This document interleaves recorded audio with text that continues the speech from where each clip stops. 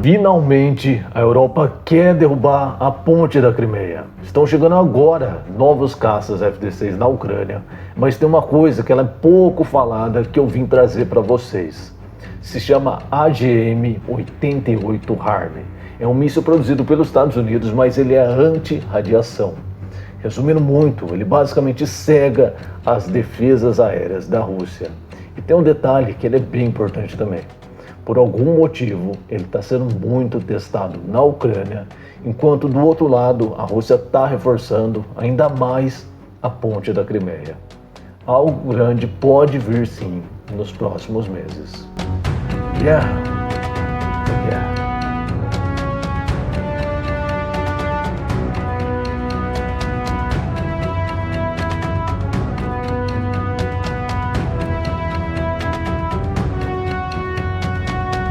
Então deixa o seu like, é 5 segundinhos bem importante que muda o rumo desse canal. Então esse míssil aí, ele é feito especialmente para as defesas como o S-300 e o S-400. Eu vou repetir isso, tá?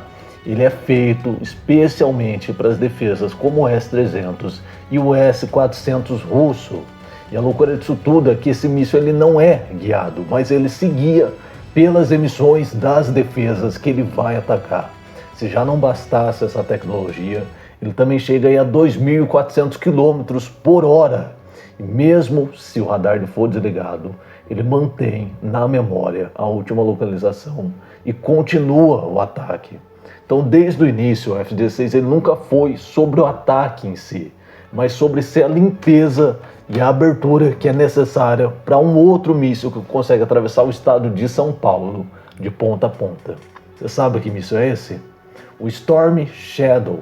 Se a Ucrânia conseguir mobilizar o F-16 junto com os drones para fazer um desgaste, uma distração, a situação da ponte da Crimeia fica complicadíssima e pode ser sim derrubada por completo.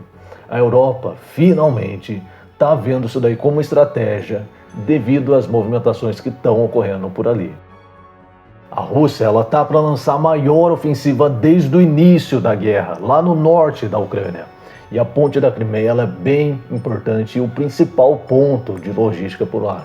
Sem essa ponte, não é só o sul que se enfraquece, fique bem claro, mas a moral do Putin ela desaba internamente. E todos nós sabemos que falta apenas um pequeno empurrãozinho para o Putin cair dessa janela de poder. E hoje a Ucrânia ela tem o poder de fazer isso. Mas as chances ela não é infinita, é necessário achar uma lacuna perfeita no tempo para que isso aconteça. E tem que ser antes da transferência total dessas tropas. E você pode ter certeza que a Ucrânia ela vem observando e guardando esses dados com muito carinho. Você consegue ver a dimensão que essa ponte tem? Tudo aí que ela significa pode acabar agora com esses novos reforços de F-16 vindo da Europa.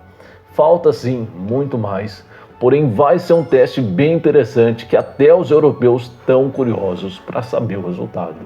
Então, só para constar, muitos aliados europeus simplesmente começaram a liberar especificamente o F-16 para a Ucrânia.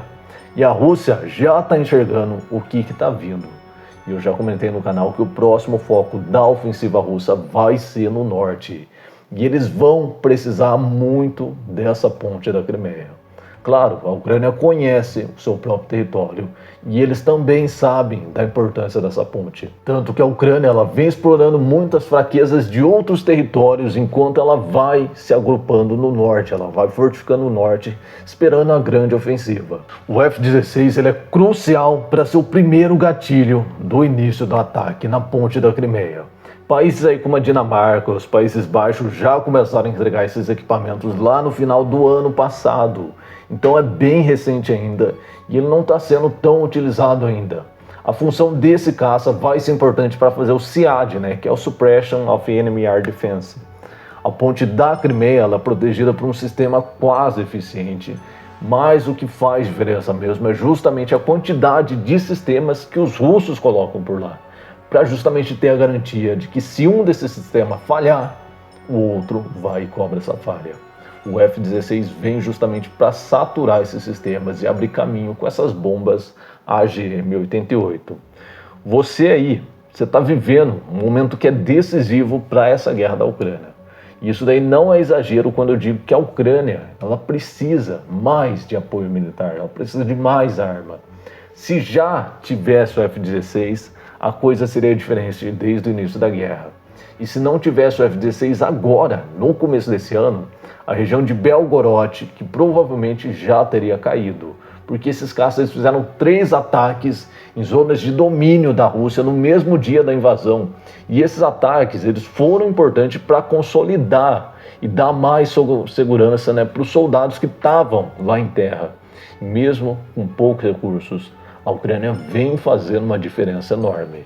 Os F-16 estão sendo importantíssimos para se defender dos mísseis jogados em zonas residenciais da Ucrânia. Além de fazer a limpeza de ataque, eles conseguem se defender internamente. Me parece até meio óbvio o que vai acontecer quando a ponte da Crimeia cair. A Rússia vai lançar os seus maiores ataques em zonas civis da Ucrânia, que é o que ela vem fazendo sempre. E isso daí sempre que ela sofre, né, uma derrota grande, é praxe da Rússia fazer isso. Se a Rússia não liga nem para os seus homens jovens que eles mandam lá para o moedor de carne, quem dirá se preocupar com os civis ucranianos, né? Esse país aí que diz que os ucranianos são os irmãos deles, que eles querem libertar. Mas o F-16 ele vem mostrando o resultado aí para defender desses mísseis. Se você comparar, né, a eficácia na interceptação de mísseis antes desses caças aparecerem, dá para você notar. Então eu digo, né, que não é só falácia, né, mas a questão do resultado mesmo, que está surpreendendo até os europeus que já estavam bem otimistas com isso.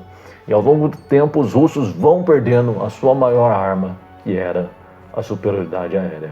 Ninguém conseguia combater nos céus com eles, mas agora pode sim. E a escalada em Zaporizhzhia também pressiona os países a agir mais rápido. Por isso que você está vendo agora um desespero da União Europeia em querer se rearmar e mandar ainda mais equipamentos para a Ucrânia. A guerra de procuração, aos poucos, ela está acabando. Está começando uma nova guerra de verdade agora, com a justiça e igualdade militar entre os dois países, a Ucrânia e a Rússia. Afinal, né, o segundo maior do mundo, o grandíssimo império da Rússia militar, é tão inteligente e humilde que ela está rebaixando as suas forças militares para poder dar chance para a Ucrânia atacar. Isso daí é o que o pessoal diz, né? Se você gostou desse vídeo, se você gosta que eu fale de armas também, de equipamentos chegando, comente aí embaixo. Se você não gostou, comente aí também, deixe o seu feedback no canal. No mais, eu quero agradecer ao Pudinzão de Guerra, o Bruno, o Marcão, o Fabiano, o Alexandre, o Nando, o JML Passos, o Teófilo, o Wagner, o Rodrigo e o C.A. Anderson. Muito obrigado, meus queridos membros do canal. Guerra é guerra.